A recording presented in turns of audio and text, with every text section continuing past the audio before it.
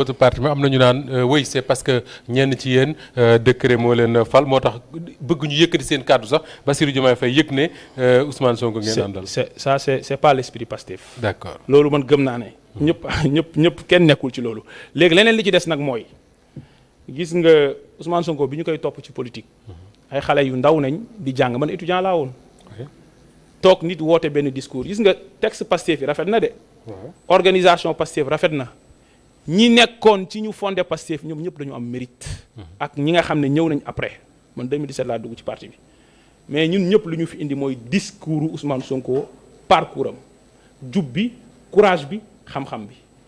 2017 laa dugg Pastef porte à porte lañ doon def Pastef grand ma fekk fi Lamine Sambou Khady Faye Tambédou maa ngi leen di nuyu au passage chaque dimanche ñuy wër këroo kër jaay idéal boobu noonu ñëw ba kooku yegg si au pouvoir joxoñ président de la République Bassirou Diomaye Faye ñu ànd ak moom war a tabax réew mi il faut qu'on veille à ce que le projet te loolu ci la nit ñi nekk te dañu war a continuer ci loolu léegi nag kooku dañ ko sori xam ci moom valeur yooyu mais nit mën nga ko jege nga xeeb ko dañu koo jege dem ñëw ci instance yu gën a kawe gis lu ëpp ci qualité yi ñu ko xamoon moom Ousmane Sonko ci jikko ci valeur ci dëggu boobu noonu nag moom la ñu jaay ci dëgg boobu nañu war a des. d'accord léegi wax nga sànq ne seen jaar-jaar. ak poids bi ngeen représenté dans la mouvance présidentielle xalaatu leen ku mel ne Mimi Touré di jiite cette coalition. pourtant bi ngeen dajee ak président de la République moom Bassirou Diomaye Faye amul fenn fu mu waxee ne dina reculer ci loolu s'il ne recule pas lan la Pastef nar a def. non li ma xam mooy Pastef dafa am ku ko représenté muy son président moom mooy wax li ñu war a def. d'accord te nag foofu laay woowee tous les militants et tous les responsables nañu wóolu stratégie Sonko nit la de il n'est pas infaillible de. mais stratégie Sonko moo ñu indi fii.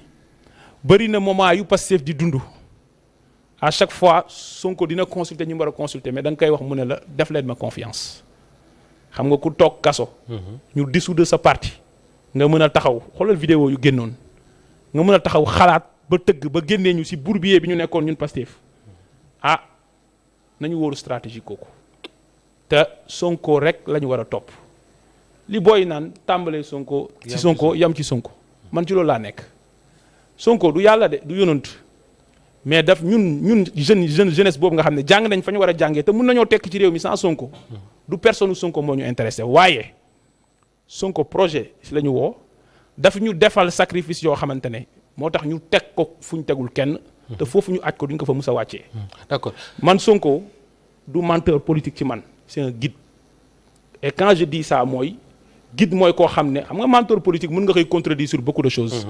guide la di nga ko wax sa xalaat parce que loolu mooy Pastef c'est un parti démocratique. mais dëkk yi développé yépp à un moment donné de l'histoire masse critique am na. mooy lu Ousmane Sonko waxoon le Sénégal n'a pas besoin de Messi ni d'héros. mais masse critique boobu li leen di pousser ñu dem lan la un leader charismatique boo xamante ne mooy porter le destin du peuple c'est pas pour rien que. te yaakaar nga ne banu Israël bu ñu koy wax. wala banu nangam yàlla buy wax maanaam communauté yi développé wu day naan dañoo yónni woon si ñoom yonant.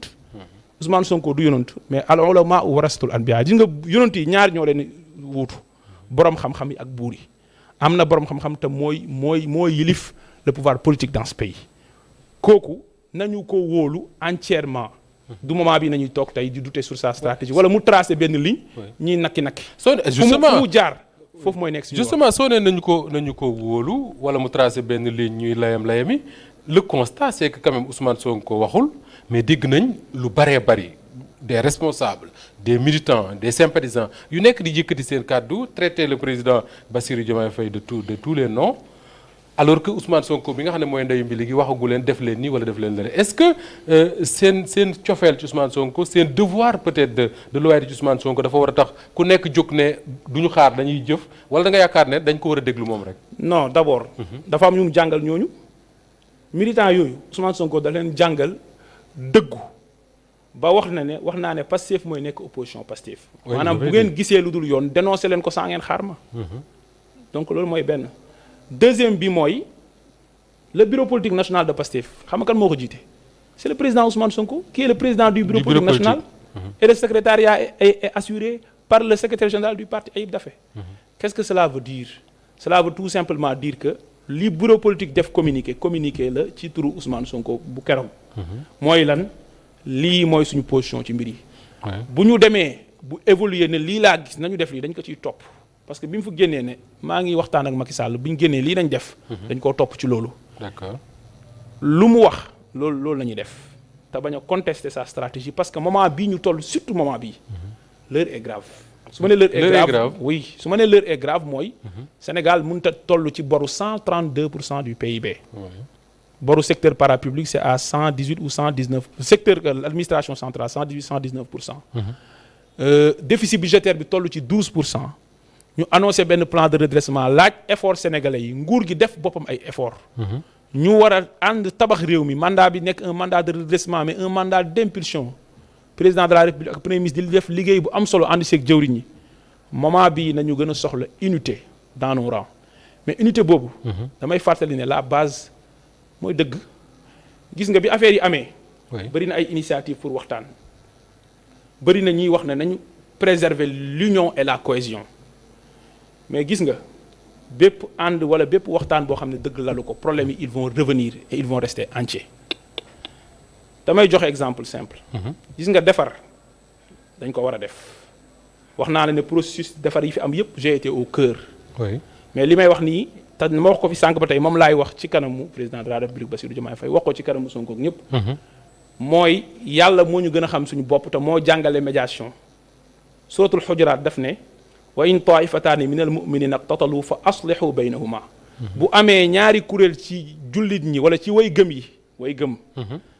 am nañu jafe-jafe wala jotee nañu jéem leen a defar seen diggante après mu teg benn conditionnalité fa in bagat ihdahuma ala al uxra fa qatilu allati tabghi hatta tafa ila amrillah mooy bu fekkee am na kenn si ñoom koo xam ne dafa génn yoon moo xam faute la def moo xam erreur la def na ngeen ko delloo si te ngeen wax ko gis nga bu ñu bëggee régler problème yii di am dañu war a nangoo reconnaître ne problème am na pas di nappal ñëpp naan wéyu jàmm fekk problème am na mooy doo daw problème bi la bonne foi c'est la reconnaissance du problème parce que kilifa gi moo génn wax entité politique bi mu jiite génn def communiqué à la suite du benn bataaxal ñaareel bi mooy boo reconnaître problème ba pare nga am courage u pointer du doigt les responsabilités ne diw moo def lii te lii du yoon si nga loolu boo ko defulee problème yi dañuy revenir at kon loolu nañuy dénk nit ñi beneen bi mooy ku nekk mën nga wax sa xalaat mais na nga respecté te nawloo suñuy militants ak suñuy sympathisants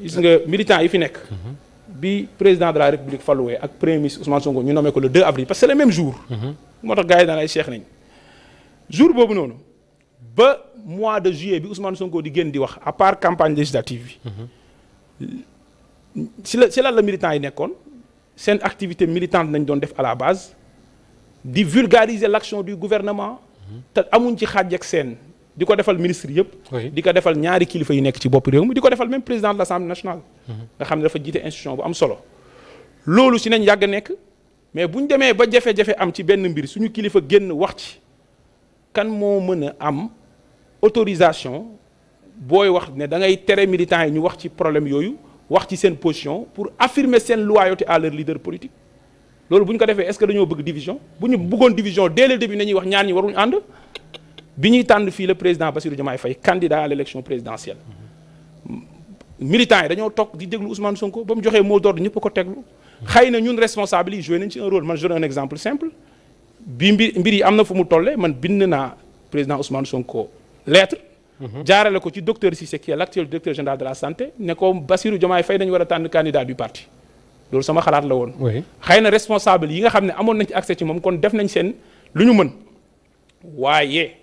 waaye militants yi dañu déggaloon seen leader loolu moo nekkoon tey lu tax contestation amul ci ku ñu tànn militants yi tey bu ñu bëggee déggal seen leader des sur les principes et les enjeux di laaj nañ leen leeral te wax dëgg te bàyyi layam yi bu ñu toog di leen accuser naan leen vous êtes des rentiers de la division d'accord nañ leen respecter te déglu leen maintenant nag ku ci xaabaabal ci ni ngay waxee ak ci ni ngay pointer du doigt ñu ne la lii xaabaabal la te loolu Ousmane Sonko yàgg na ko wax mais bu ñu jël suñuy militants di leen xas ne da ngeen a bëgg a yàq alors que les problèmes quand ils restent entiers et que le problème jéggi na ci cadre privé ñëw dans l'espace public ils doivent s'y prononcer et quand ils s'y prononcent dañu war a suivre la ligne politique de leur leader qui est Ousmane Sonko. d'accord loolu bu ci militants yi mës a déroger. yaa ngi wax respect bu ngeen ameel militants yi ngeen bokk ci benn parti boo xam ne la particularité de ce parti am na ko doon wax ne actionnaire laa te ci tel parti mais yéen seen parti tey bu ñu doon xool dañ naan actionnaires principaux yi c'est les militants ñoom ñi nga joxe